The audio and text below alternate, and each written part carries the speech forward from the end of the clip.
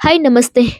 ಇವತ್ತಿನ ಟಾಪಿಕ್ ಏನಪ್ಪಾ ಅಂದ್ರೆ ಕೇಂದ್ರ ಸರ್ಕಾರ ಎಲ್ಲ ಮೊಬೈಲ್ ಬಳಕೆದಾರರಿಗೂ ಒಂದು ಮಹತ್ವದ ಸುದ್ದಿಯೊಂದನ್ನ ನೀಡಿದ್ದಾರೆ. ಏನಂದ್ರೆ ಎಲ್ಲಾ ಮೊಬೈಲ್ ಫೋನ್ಗಳಲ್ಲೂ ಈ ಒಂದು ಆಪ್ ಕಡ್ಡಾಯವಾಗಿ ಇರಲೇಬೇಕು ಅಂತ ಆದೇಶ ಹೊರಡಿಸಿದ್ದಾರೆ. ಹಾಗಾದ್ರೆ ಯಾವ್ದದು ಆಪ್, ಏನಕ್ಕೋಸ್ಕರ ಎಲ್ಲರ ಮೊಬೈಲಲ್ಲೂ ಇರಬೇಕು, ಇದರಿಂದ ಏನ್ ಉಪಯೋಗ, ಈ ಎಲ್ಲದ್ರ ಬಗ್ಗೆ ನಾ ಇಲ್ಲಿ ಹೇಳ್ತೀನಿ ಕೇಳಿ. ಹಾಗೆ ಒಂದ್ ಸ್ಮಾಲ್ ರಿಕ್ವೆಸ್ಟ್, ನೀವೇನು ನನ್ನ ಚಾನೆಲ್ ಅನ್ನ ಸಬ್ಸ್ಕ್ರೈಬ್ ಮಾಡಿಲ್ಲ ಅಂದ್ರೆ ದಯವಿಟ್ಟು ಸಬ್ಸ್ಕ್ರೈಬ್ ಮಾಡಿ. ಹೌದು, ಕೇಂದ್ರ ಸರ್ಕಾರ ಹೇಳ್ತಿರೋದು ಇನ್ನು ಮುಂದೆ ಭಾರತದಲ್ಲಿ ತಯಾರಾಗುವ ಅಥವಾ ಆಮದಾಗುವ ಅಂದ್ರೆ ಇಂಪೋರ್ಟ್ ಆಗುವ ಎಲ್ಲ ಹೊಸ ಸ್ಮಾರ್ಟ್ ಫೋನ್ಗಳಲ್ಲಿ ಸಂಚಾರ್ ಸಾಥಿ ಆಪ್ ಅನ್ನ ಮೊದಲೇ ಇನ್ಸ್ಟಾಲ್ ಮಾಡಿರ್ಬೇಕು ಅಂತ ಆದೇಶ ಹೊರಡಿಸಿದೆ. ಅಂದ್ರೆ ಪ್ರೀ ಇನ್ಸ್ಟಾಲ್ ಆಗಿರ್ಬೇಕು ಅಂತ.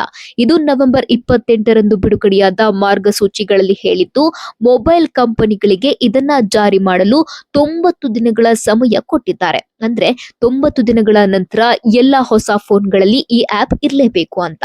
ಫೋನ್ ಸೆಟಪ್ ಮಾಡುವಾಗ ಈ ಆಪ್ ಸುಲಭವಾಗಿ ಕಾಣಿಸಬೇಕು ಮತ್ತು ಬಳಕೆದಾರರು ಅದನ್ನ ಡಿಲೀಟ್ ಮಾಡೋಕೆ ಅಥವಾ ಆಫ್ ಮಾಡೋಕೆ ಸಾಧ್ಯವಾಗಬಾರದು ಅಂತ ಹೇಳಿದ್ದಾರೆ.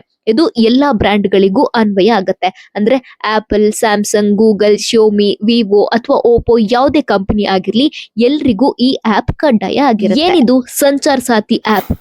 ಇದು ಸರ್ಕಾರದ ಒಂದು ಉಪಯುಕ್ತ ಆಪ್. ಮೇ 2023ರಲ್ಲಿ ಪೋರ್ಟಲ್ ಶುರು ಮಾಡಿದ್ರು ಮತ್ತು ಈ ವರ್ಷ ಜನವರಿಯಲ್ಲಿ ಆಂಡ್ರಾಯ್ಡ್ ಮತ್ತು iOSಗೆ ಬಿಡುಗಡೆ ಮಾಡಿದ್ರು. ಮುಖ್ಯವಾಗಿ ಮೊಬೈಲ್ ಕಳ್ತನ ಅಥವಾ ಕಳೆದು ಹೋದಾಗ ನೀವು ಆಪ್ ಮೂಲಕ ಫೋನ್ ಅನ್ನ ಬ್ಲಾಕ್ ಮಾಡಬಹುದು.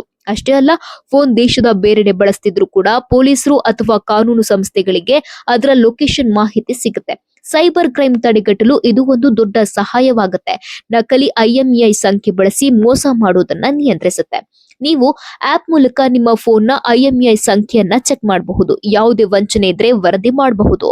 ಮೊಬೈಲ್ ಖರೀದಿಸುವಾಗಲೂ IMEI ಪರಿಶೀಲಿಸಿ ನಿಮ್ಮನ್ನ ಸೇಫ್ ಮಾಡ್ಕೊಳ್ಬಹುದು. ಅಲ್ಲದೆ ನಿಮ್ಮ ಆಧಾರ್ ಅಥವಾ ಪಾಸ್ಪೋರ್ಟ್ ಬಳಸಿ ಅಕ್ರಮ ಸಿಮ್ ತೆಗೆದಿದ್ರೆ ಅದನ್ನ ಆಪ್ ಮೂಲಕ ಬ್ಲಾಕ್ ಕೂಡ ಮಾಡಬಹುದು. ಹೊಸ ಫೋನ್ ಓಕೆ, ಹಳೆ ಫೋನ್ ಮೇಲೆ ಏನ್ ಪರಿಣಾಮ ಬೀರುತ್ತೆ ಅಂತ ನೋಡೋಣ. ಹೊಸ ಫೋನ್ಗಳು ಅಷ್ಟೇ ಅಲ್ಲ, ಈಗಾಗಲೇ ಮಾರುಕಟ್ಟೆಯಲ್ಲಿರೋ ಅಥವಾ ತಯಾರಾಗಿರೋ ಹಳೆ ಮೊಬೈಲ್ಗಳಿಗೂ ಈ ಆಪ್ ಬೇಕೇ ಬೇಕು. ಅದನ್ನು ಕೂಡ ಕೇಂದ್ರ ಸರ್ಕಾರ ಕಡ್ಡಾಯ ಮಾಡಿದೆ. ಅಂದ್ರೆ ಕಂಪನಿಗಳೇ ಸಾಫ್ಟ್ವೇರ್ ಅಪ್ಡೇಟ್ ಮೂಲಕ ಇದನ್ನ ಪುಷ್ ಮಾಡಬೇಕು. ಅಂದ್ರೆ ನಿಮ್ಮ ಹಳೆ ಫೋನ್ ಅಪ್ಡೇಟ್ ಮಾಡಿದಾಗ ಈ ಆಪ್ ಸ್ವಯಂ ಚಾಲಿತವಾಗಿ ಬರುತ್ತೆ.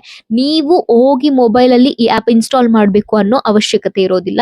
ನಿಮ್ಮ ಮೊಬೈಲ್ ಅಪ್ಡೇಟ್ ಆಗುವಾಗ ಕಂಪನಿಗಳು ಅದನ್ನ ಪುಷ್ ಮಾಡ್ತವೆ. ಹಾಗಾದ್ರೆ ಇಲ್ಲಿವರೆಗೂ ಈ ಸಂಚಾರ್ ಸಾಥಿ ಆಪ್ ಮಾಡಿರುವ ಸಾಧನೆ ಏನು ಅಂತ ನೋಡೋಣ. ಸಂಚಾರ್ ಸಾಥಿ ವೆಬ್ಸೈಟ್ ಪ್ರಕಾರ ಇಲ್ಲಿಯವರೆಗೂ 42 ಲಕ್ಷಕ್ಕೂ ಹೆಚ್ಚು ಮೊಬೈಲ್ಗಳನ್ನ ಬ್ಲಾಕ್ ಮಾಡಿದ್ದಾರೆ ಮತ್ತು 26 ಲಕ್ಷಕ್ಕೂ ಹೆಚ್ಚು ಕಳೆದು ಹೋದ ಅಥವಾ ಕದ್ದ ಫೋನ್ಗಳನ್ನ ಪತ್ತೆ ಮಾಡಿದ್ದಾರೆ. ಇದರಿಂದ ಸೈಬರ್ ಕ್ರೈಮ್ ಕಡಿಮೆ ಆಗುತ್ತೆ ಅಂತ ಸರ್ಕಾರ ನಂಬಿದೆ. ಇನ್ನು ಈ ಆಪ್ ಅನ್ನ ಯಾಕೆ ಕಡ್ಡಾಯ ಮಾಡಿದ್ರು? ಮೊಬೈಲ್ ಸೆಕ್ಯೂರಿಟಿ ಸಮಸ್ಯೆಗಳನ್ನ ತಡೆಗಟ್ಟಲು ಈ ಆಪ್ ಕಡ್ಡಾಯ ಆಗಿರುತ್ತೆ. IMEI ನಕಲು ಮಾಡಿ ಬೇರೆ ದೇಶದಿಂದ ಸೈಬರ್ ಅಟ್ಯಾಕ್ ಮಾಡೋದು, ಬ್ಯಾಂಕ್ ಖಾತೆ ಹ್ಯಾಕ್ ಮಾಡೋದು, ಇಂಥವುಗಳನ್ನ ನಿಯಂತ್ರಿಸಲು ಈ ಆಪ್ ಇದ್ರೆ ಬಳಕೆದಾರರು ಸುರಕ್ಷಿತರಾಗ್ತಾರೆ ಅಂತ ಕೇಂದ್ರ ಸರ್ಕಾರ ಹೇಳಿದೆ. ಹಾಗಾದ್ರೆ ಮೊಬೈಲ್ ಕಂಪನಿಗಳು ಈಗ ಏನ್ ಮಾಡ್ಬೇಕು? ತಯಾರಕರು ಮತ್ತು ಆಮದುದಾರರು ಈ ನಿಯಮವನ್ನ ಪಾಲಿಸಲೇಬೇಕು ಮತ್ತು 120 ದಿನಗಳಲ್ಲಿ ದೂರಸಂಪರ್ಕ ಇಲಾಖೆಗೆ ವರದಿ ಸಲ್ಲಿಸಬೇಕು. ಪಾಲಿಸದಿದ್ರೆ ದೂರಸಂಪರ್ಕ ಕಾಯ್ದೆ 2023, ಸೈಬರ್ ಸೆಕ್ಯೂರಿಟಿ ನಿಯಮಗಳು 2024ರ ಅಡಿ ಕಠಿಣ ಕ್ರಮ ತೆಗೆದುಕೊಳ್ತಾರೆ ಅಂತ ಕೇಂದ್ರ ಸರ್ಕಾರ ಎಚ್ಚರಿಕೆ ಕೊಟ್ಟಿದೆ. ಇಷ್ಟೇ ಅಲ್ಲ, ವಾಟ್ಸ್ಆಪ್, ಸಿಗ್ನಲ್ ಮೇಲೂ ಹೊಸ ನಿಯಮಗಳು ಜಾರಿಯಾಗಿದೆ. ಈ ಆದೇಶಕ್ಕೆ ಕೆಲವು ದಿನಗಳ ಮೊದಲು ಸರ್ಕಾರ ವಾಟ್ಸ್ಆಪ್, ಸಿಗ್ನಲ್, ಟೆಲಿಗ್ರಾಮ್ ನಂತಹ ಮೆಸೇಜಿಂಗ್ ಆಪ್ಗಳಿಗೂ ಕಠಿಣ ನಿಯಮ ತಂದಿದೆ. ಏನು ಅಂದ್ರೆ ಈ ಆಪ್ಗಳು ನಿಮ್ಮ ಮೊಬೈಲ್ನ ಸಿಮ್ ಕಾರ್ಡ್ಗೆ ನಿರಂತರ ಲಿಂಕ್ ಆಗಿರಬೇಕು. ವೆಬ್ ವರ್ಷನ್ ಅಂದ್ರೆ ಕಂಪ್ಯೂಟರ್ ನಲ್ಲಿ ಬಳಸುವಂತಹ ಮೆಸೇಜಿಂಗ್ ಆಪ್ ನಲ್ಲಿ ಪ್ರತಿ 6 ಗಂಟೆಗಳಿಗೊಮ್ಮೆ ಆಟೋಮ್ಯಾಟಿಕ್ ಲಾಗ್ಔಟ್ ಆಗಬೇಕು. ಮತ್ತೆ ಲಾಗಿನ್ ಮಾಡಲು QR ಕೋಡ್ ಸ್ಕ್ಯಾನ್ ಮಾಡಿ ರಿಲಿಂಕ್ ಮಾಡಬೇಕು. ಇದರಿಂದ ಅಕ್ರಮ ಬಳಕೆ ಕಡಿಮೆ ಆಗುತ್ತೆ. ಈ ಕಂಪನಿಗಳು 120 ದಿನಗಳಲ್ಲಿ ಆಡಿಟ್ ವರದಿ ಸಲ್ಲಿಸಬೇಕು. ಒಟ್ನಲ್ಲಿ ಸೈಬರ್ ಸೆಕ್ಯೂರಿಟಿ ಹೆಚ್ಚಿಸಲು ಕೇಂದ್ರ ಸರ್ಕಾರ ಈ ಕ್ರಮಕ್ಕೆ ಮುಂದಾಗಿದೆ. ಆದ್ರೆ ವಿಪಕ್ಷಗಳು ಇದು ನಮ್ಮ ಖಾಸಗಿತನಕ್ಕೆ ಧಕ್ಕೆ ಆಗಬಹುದು ಅಂತ ಆರೋಪಿಸ್ತಾ ಇದ್ದಾವೆ.